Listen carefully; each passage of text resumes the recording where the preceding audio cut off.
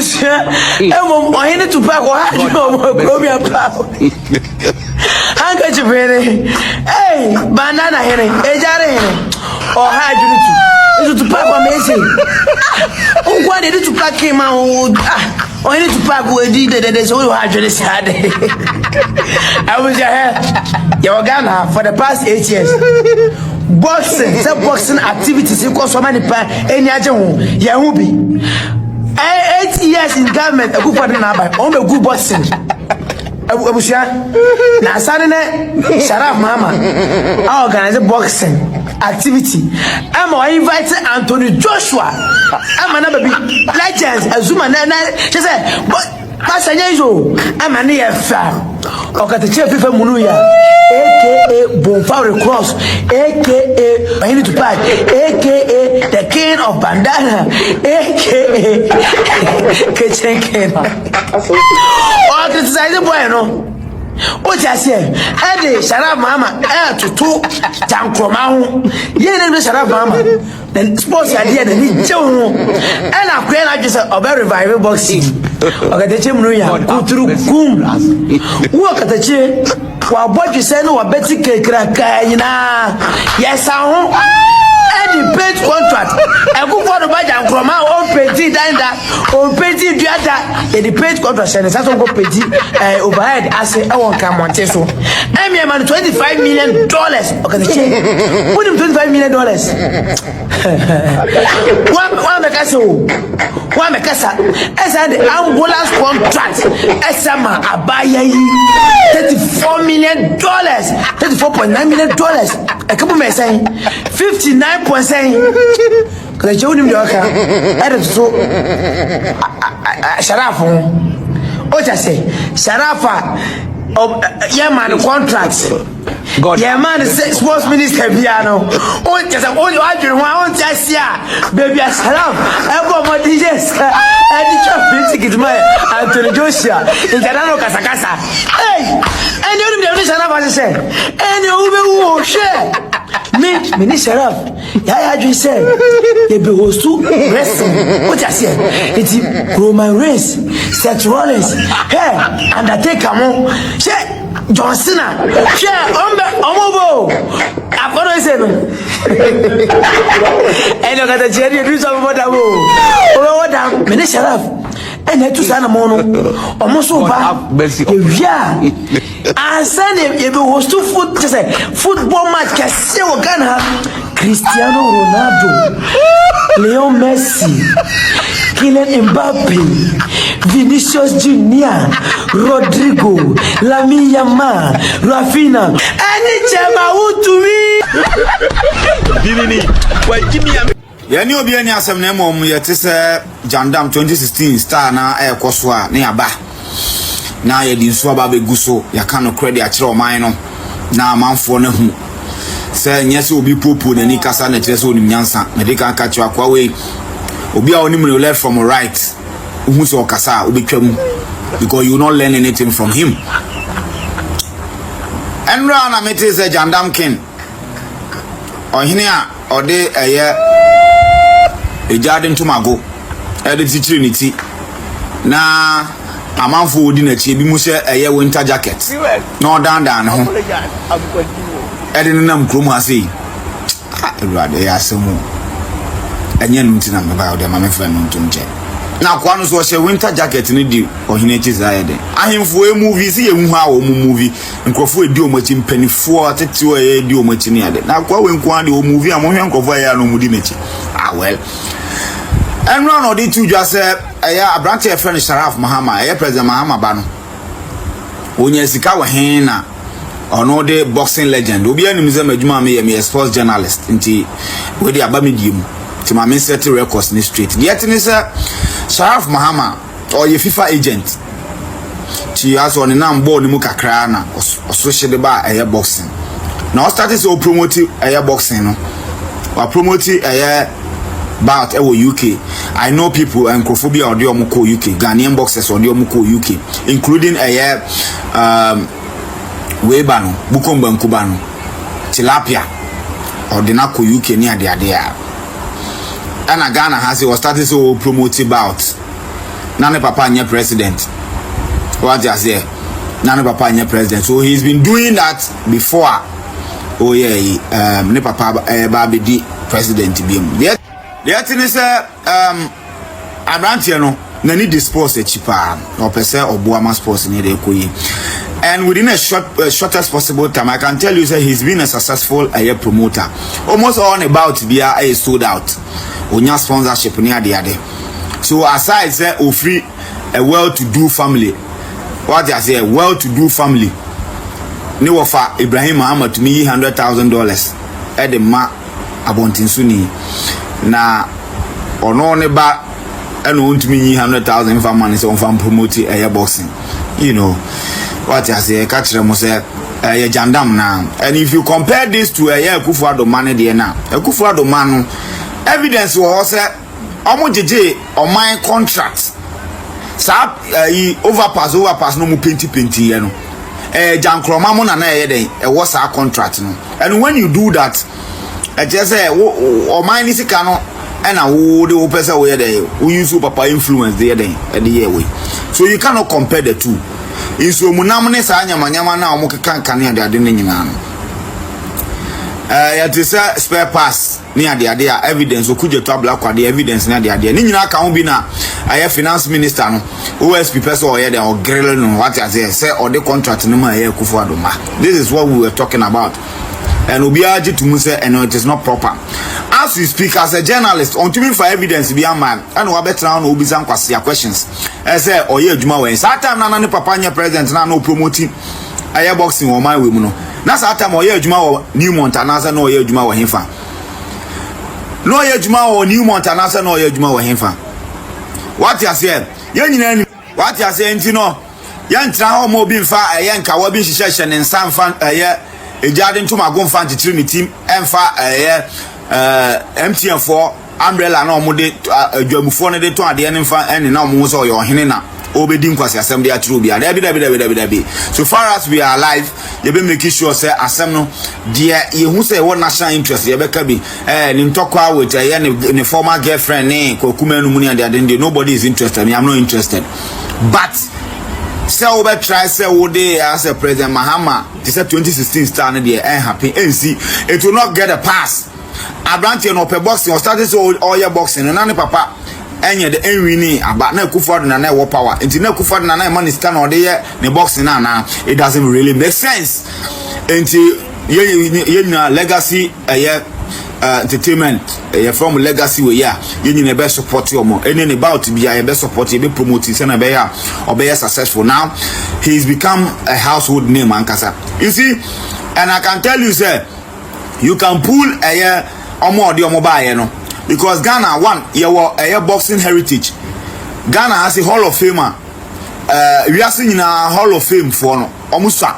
Ghana ni ka ho Azuma Nelson. So Azuma Nelson efa phone the frɛ Anthony Joshua say boxing me wa hanti e pese o de wanu nyamba. I'm telling you on authority say Anthony Joshua be na ho wa so be ba Ghana because Ghana ye ka boxing na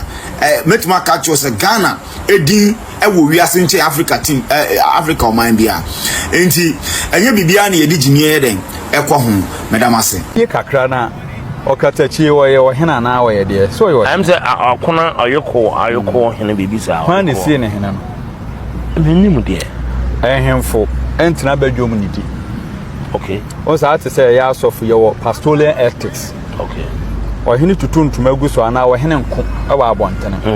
so ohene ko abontene yi una asem paboa okay o san so ntina badwom se twoba na ohene didi dabi yetimi chiuje dia okay a chese yesu ohena wa be ye brempon eti niema bi o ha wo ye atemdidie ne niema bi o so ujai eti ye wadwuma bi o ha untumi nye ene hene nka ho yes ye wonwuma bi o ho no ma atemdidie fra untumi ene hene medi mate okay what you say untumi ne hene medi mate ade mate atemdidie o mate atemdidie wo mne ntokwa wo mpa okay eti obi di wani monyam betu fom okay what you say e ba sa enkonya na wote so na ye de omani monyam atofo enti Okatakyie Afrifa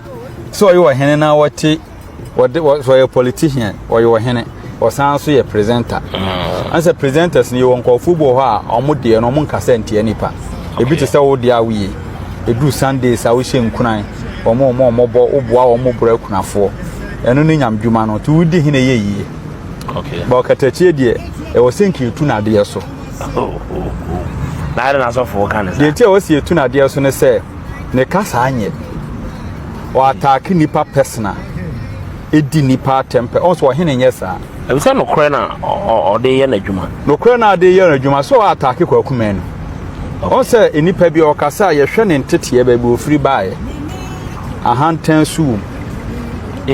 o kasa utumi so asane na asibi bo so what you say wo you Ohene but kasa wo se firi wonu mu ba se bi otumfo okura na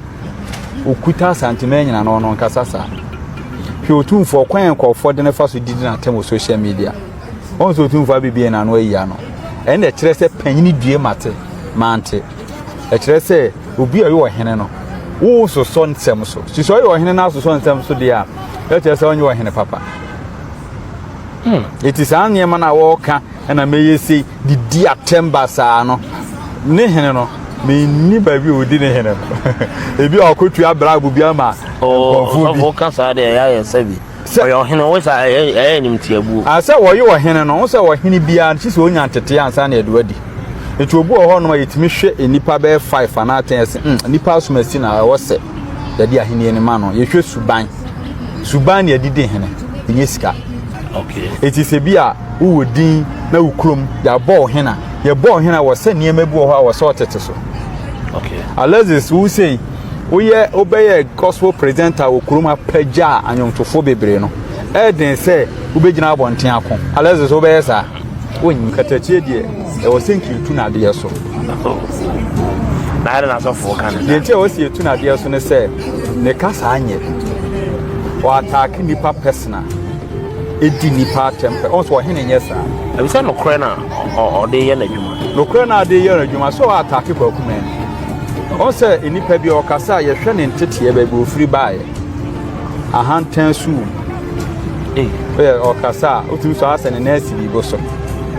what you Ohene wo you Ohene but kasa wo se firi wonu ba se bi otumfo okura na okuta santima nyina no no kasa sa hwe otumfo kwan kofo de ne fa so didi na temo social media on so otumfo abibie na no ayi ano ene kire se panyini due mate mante e kire se obi ayo Ohene no wo so so ntem so ti so ayo Ohene na so ntem so dia e kire se onye Ohene papa it is an yema na wo ka na meyesi di dia temba saa no ne hene no me ni ba bi odi ne hene ebi akotu abra bu bia ma o ka saa de ya ye sabi o Ohene wo sa nim tiabu asa wo ye Ohene no wo sa Ohene bia chi so onya tete ansa na edu adi etu obu ho no ma yetimi hwe enipa be 5 ana atense enipa asomasi na wo se de dia hene ni ma no ye hwe suban ne adidi hene yesika okay it is a bia wo din na ukrom ya ball hena ya ball hena wo se niema bi wo ho a wo sort Okatakyie Afrifa say nkomo bia wo di bia no nyansa bia nim because Jandam Mahama ne bada sema o ka say wa organize boxing na Ghana sika no ebra ni papa ye president ye ntwanika Jandam Mahama wa be ex president pen o companies o adwuma ni akwa the richest man in Ghana enti omotimi ma omobani sika e ma ne fa ha Okatakyie yase me fro din Okatakyie wahini mini wahini din but from ne kwadi a wo ye Ghana ni na wo hia Afrifa fene nkwasiafo hene edin a obi amfa mfre ne ye nkwasiafo hene ana ajimifo hene ahini ne wodi nyina ne din aye ajimifo hene ana nkwasiafo hene say din we mienu ne ebi be Okatakyie from eneko say nkwasiafo hene ana ajimifo hene Okatakyie udin amede ma lanche ma 2025 ni nkwasiafo hene na say ajimifo hene me hu omo frɛ na omo ho ye me mobo Okatakyie wanye Ohene o Okatakyie Afrifa wanye Ohene so your Ohene a wo de kyerɛ me Ghana ha Ohene be na betra social media so I like obetna so what konso anim a wodidi atem kyerɛ me Ohene koro yewura piao nana onkwaso kyerɛ me yewura opim so na brempɔ hene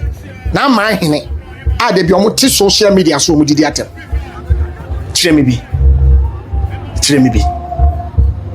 Okatakyie nya hene o Okatakyie wonye wo hene na konya tuntum wo hene ye di kan na kodwa tuntum wo hene